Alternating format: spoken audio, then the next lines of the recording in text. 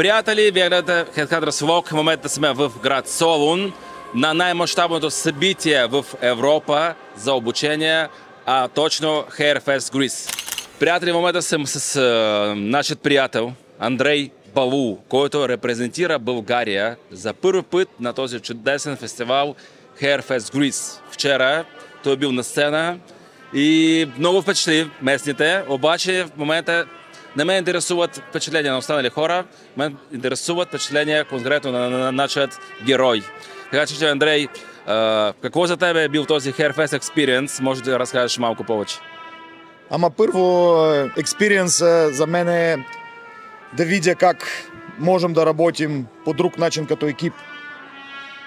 Това го оценявам много. Искам първо да кажа благодаря на всички, които подкрепихме в подготовка на това шоу. Headhunters, Soldier Films, Bold Type, всички мои модели, Анастасия преди Бос, Брейдер и всички хора, които били до мене на бекстейджа. Дори просто да донесеш една вода, това вече било супер полезно. Така че за мен експириенс бил да видя как ние действаме заедно. Това беше важно и за това, когато сме излизали на сцена, дори аз говорих там на чужд език и не го усещал много добре себе си. Нали? Малко съм бил притеснен по тази причина. Глобално общо представяне с визуал, който сме донесли, с моделите, с вайб, с лайв диджей. Нали? Всичко заедно станало много хубаво, така да кажем.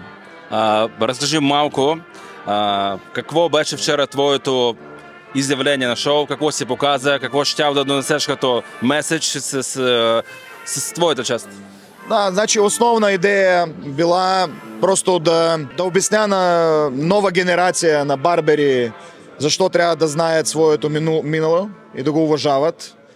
Защото като цяло в самото представяне ние показахме връзка между как се развива бреснарството с години, какво е било в миналото, какво е сега и какво предположително в бъдещето ще бъде и как това е свързано с хип-хопа, който по моя гледна точка но влиял и продължава да влияе на мнозина на хора в стила, в аутфита, в прически, в музика, която слушат, нали? И цялостна тази естетика на хип-хоп, тя е сега много стронг, нали? Много силна.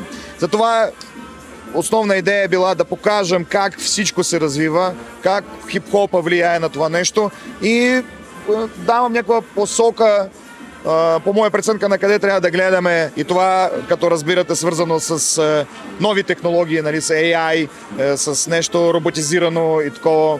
Малко има страх, нали, защото AI може, например, евентуално да бутне барбер на някъде, но не така, спокойно, колеги, всичко е наред, просто трябва да работим заедно с AI и да развиваме култура още по-силно, тя да се промени в някаква правилна посока. Кажи, моля, малко повече за самото шоу, как това изглежда, какво ти наблюдаваш, кой може да подкрепяш, кой очакваш най-вече да видиш на сцена тези дни? Разбира се, аз само когато гледах някакви сторис там изследвал страница на Hairfest, не съм мислил въобще, че ще ми поканят, например, и ще стана част от това шоу и ще бъде на сцена заедно с титани на барбер индустрия, такива като Джош Ламонака, Лоскат, Медина, нали, и други имена, световно известни. Мисля, че аз подкрепях близко познати ми хора, такива като Андрея Магри, който се представил днеска на много високо ниво. Вчера бил също нашия приятел от Полша, Александър Терешка, който уникално затвори този вечер с много силно драматично театрално представяне, такова дълбоко философско. Съответно, ние сме с малко друг вайб, нали? Ние винаги такива peace, love, unity, energy, нали? Такива неща. Но било интересно, защото всички са различни. Всички имат си различно виждане, различен стил и в Hairfest искам да кажа какво е уникално в него, че всеки може изразява себе си както поиска. Нали? Няма някакви рамки.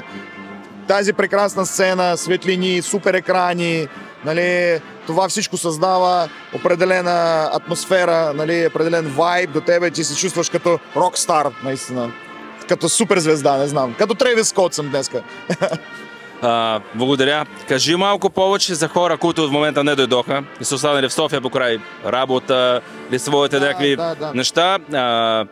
Какво те изпуснали и защо възможно те трябва да дойдат следващата година? Каква е причина? Значи, сега няма да казвам, че вие сте там тепаци, изпуснали, нали, всичко, вау, такива работи. Не, всеки си има живот, аз разбирам, някой има си дечица, там работа и такова, но, например, това е много близо първо към България. 3 часа път с колата, не струва много пари, съвсем малко за 3 дена пари, но ти получаваш много силна мотивация, нали, да се действа, защото ти за тия 3 дни ще видиш половина от браснарска сцена световна, нали, тук, на едно место. И мисля, че за следваща година, не знам дали ще бъде поканен или не, няма значение, но ние ще дойдем с екипа, сигурно сега ще дойда просто да го видя, да получа тази енергия и просто да стана част от това събитие. Така че не изпускайте. Това ви съветвам просто така, като човек. И аз подкрепям. Не изпускайте, това е нещо уникално, пичове. До година пак ще организираме, нали, групичка, надявам се. Кирил, ти ще го направиш, знам. Така че... твоята подкрепа, брат. Не, аз ще излизам, ще кажа, come on, let's go. Давайте да ходим за Hairfest. Вие трябва просто да го усетите. Мерси много. Братко, благодаря ти много. Бил си. Благодаря. Уникален си бил. Мерси.